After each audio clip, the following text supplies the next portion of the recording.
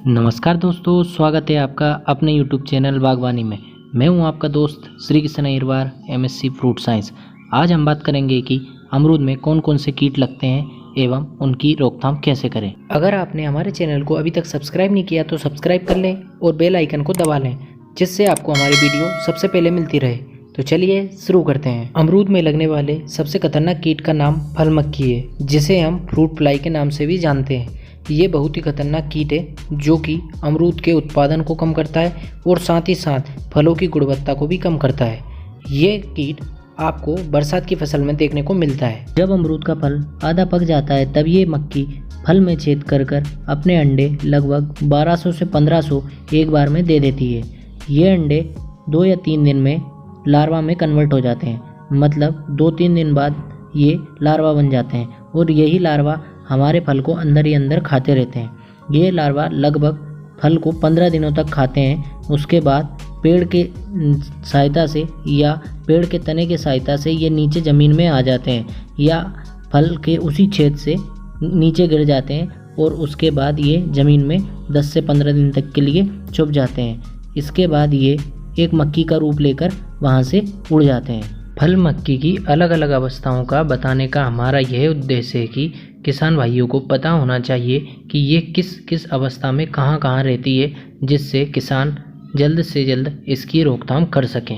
ये फल मक्खी अमरूद में अपने अंडे मई जून में देती है और इसी टाइम पर हम जानते हैं कि आम के बागान भी तुड़ाई की तरफ होते हैं। जैसे ही आम की तुड़ाई हो जाती है, आम के बागानों की सभी फल मक्खियाँ अमरूद के बागानों में आने लग जाती है, जिससे कि अमरूद के बागानों में सबसे ज़्यादा नुकसान देखने को मिलता है। अब बात करते हैं कि अमरूद की फल मक्खी का नियंत्रण कैसे करें। सबसे पहले सड़े गले फलों को खेत से बाहर निकाल कर गाड़ दें। दूसरा, पेड़ के चारों तरफ गुड़ाई करें। अगर कोई भी लार्वा या प्यूपा मिट्टी में छिपा होगा तो वो मर जाएगा। तीसरा, मिथाइल यूजेनोल ट्रैप का उपयोग करें। 1 हेक्टेयर में कम से कम 10 ट्रैप प्रति हेक्टेयर लगाना चाहिए या 1 एकड़ में 4 से लेकर 5 ट्रैप लगाना जरूरी है और इसके मिश्रण को 15 दिन में बदलते रहें। अगर आप केमिकल का उपयोग करना चाहते हैं तो प्रोपेनोफॉस, क्यूनोलफॉस या डाइमेथियोएट में से किसी भी एक दवाई का प्रयोग 2 मिलीलीटर प्रति लीटर की दर से कर सकते हैं और 15 दिन की अंतराल से छिड़काव करें। जैसा कि अभी हमने बात की कि मिथाइल यूजेनोल ट्रैप का उपयोग करें, तो हम वीडियो के अंत में आपको बताएंगे कि मिथाइल यूजेनोल ट्रैप क्या होता है और इसका उपयोग कैसे किया जाता है और इसमें कौन कौन से मिश्रण उपयोग किए जाते हैं। अब बात करते हैं अमरूद में लगने वाले दूसरे कीट की, जिसका नाम अमरूद फल छेदक है। ये फल छेदक कीट फल लगने की शुरुआती अवस्था से ही नुकसान करता है। जब फल 2 महीने के होते हैं तब से ही ये नुकसान करना शुरू कर देता है। फल छेदक अपने अंडे पत्तियों, फूल या कोमल शाखाओं पर देता है। अंडों से 7 से 10 दिन बाद लार्वा या इल्लियाँ निकलती हैं और ये इल्लियाँ फल में छेद करती हैं और फल को अंदर ही अंदर खाती हैं, जिससे फल छोटी अवस्था में ही गिर जाता है और सड़ जाता है। ये लार्वी या इल्लियाँ फल को 20 से 50 दिन तक खा सकती हैं और खाती रहती हैं। उसके बाद ये या तो सड़े फल में ही रहती हैं या किसी कोमल शाखा में छेद कर कर वहाँ 10 से 30 दिन तक रहती हैं और 30 दिन बाद ये फल को खाने के बाद ये एक तितली का रूप लेकर उड़ जाती हैं। अब बात कर लेते हैं कि अमरूद के फल छेदक कीट का नियंत्रण कैसे करें। अगर आपके बगीचे में फल छेदक कीट ने ज़्यादा नुकसान कर दिया है और आपके फल गिर गए हैं तो आप सड़े गले फलों को खेत से बाहर निकाल कर गाड़ दें। अगर आपके बगीचे में अभी फूल आने वाले हैं या फल लगने वाले हैं तो आप क्लोरीपाइरिफॉस प्लस साइपरमेथ्रिन का 1 मिलीलीटर प्रति लीटर की दर से घोल बनाकर छिड़काव करें। पहला छिड़काव फूल आने के समय करें, दूसरा छिड़काव फल लगने के बाद करें। अब बात करते हैं अमरूद में आने वाले तीसरे कीट का, जिसका नाम मिलीबग है। ये सफ़ेद बग होती है जो कि पत्ती के निचले हिस्से में पाई जाती है और ये पत्तियों के अलावा तने और शाखाओं पर भी पाई जाती है।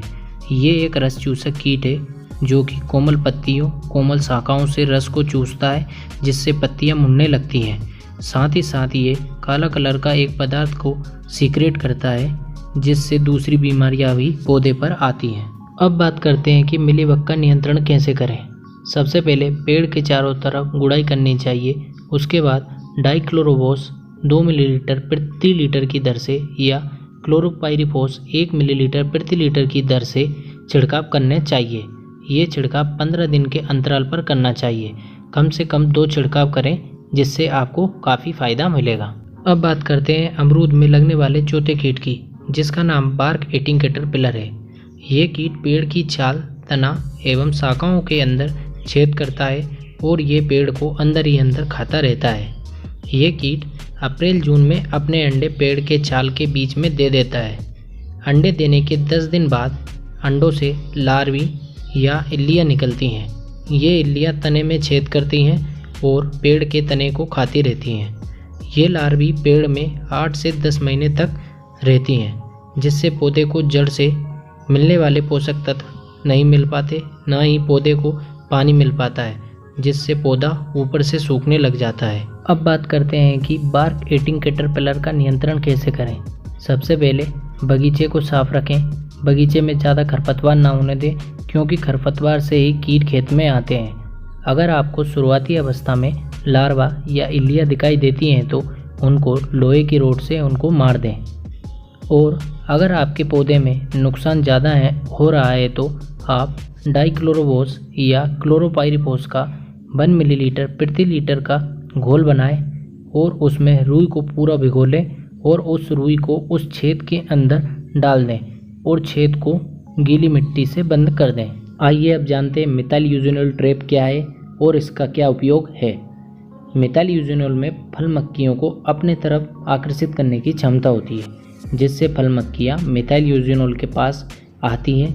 और अगर इस घोल में हम मेलाथियोन मिला देते हैं तो जब मक्खियाँ इसके ऊपर आएंगी तो मक्खियाँ उसमें गिर जाएंगी और मेलाथियोन की वजह से मर जाएंगी, जिससे हम मक्खियों को अंडे देने के पहले ही कंट्रोल कर सकते हैं। आप चाहें तो मिथाइल यूजेनोल ट्रैप को बाज़ार से भी खरीद सकते हैं या ऑनलाइन भी घर पर मंगवा सकते हैं।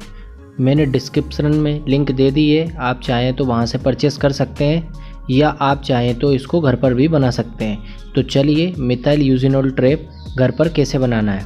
तो सबसे पहले आपको मिथाइल यूजेनोल को और मेलाथियोन का घोल बनाना है। आपको 1 मिलीलीटर मिथाइल यूजेनोल को लेना है और 1 मिलीलीटर मेलाथियोन को लेना है। दोनों को 1-1 लीटर पानी में घोल लेना है। उसके बाद दोनों घोल को मिक्स कर लेना है। अब आपको एक लकड़ी का 5 सेंटीमीटर लंबा, 5 सेंटीमीटर चौड़ा और 1 सेंटीमीटर मोटा टुकड़ा लेना है और उस टुकड़े में ऊपर छेद कर लेना है और टुकड़े को बनाए घोल में 24 घंटे के लिए डुबो कर रख देना है। उसके बाद आप 1 लीटर या 2 लीटर की पानी की जो बोतल होती है उसको ले सकते हैं और बोतल के जो ढक्कन से 5 सेंटीमीटर नीचे दोनों साइड छेद करना है, जिससे मक्खी अंदर घुस सके। उसके बाद बोतल के निचले हिस्से को काट दें, जिससे हम लकड़ी के टुकड़े को बोतल में लटका सकें। अब बोतल के ढक्कन में इतना सा छेद बना ले जिससे पतली सुतली बाहर निकल सके। अब लकड़ी के टुकड़े को सुतली से बांधना है और बोतल में लटका देना है और बोतल के निचले कटे हिस्से को भी बंद कर देना है और ट्रैप को पेड़ से अप्रैल के महीने में ही लटका दें। जब मक्खियाँ आएंगी तो वे उस छेद से अंदर घुसेंगी और मेलाथियोन की वजह से मर जाएंगी और उस बोतल में इकट्ठी होती रहेंगी। 15 दिन या 1 महीने में आप इस लकड़ी के टुकड़े को वापस घोल बनाकर उस घोल में डुबा दें और वापस बगीचे में लगा दें, जिससे आपके फलों को फल मक्खियाँ कम से कम नुकसान पहुँचाएंगी। वीडियो देखने के लिए धन्यवाद। अगर वीडियो अच्छा लगे तो इसे लाइक करें, शेयर करें और कमेंट बॉक्स में कमेंट करें। अगर आपने चैनल को सब्सक्राइब नहीं किया है तो सब्सक्राइब कर लें और घंटी के निशान को दबा दें, जिससे मैं जो भी नया वीडियो अपलोड करूं उसका नोटिफिकेशन आपको मिलता रहे। जय किसान, जय विज्ञान।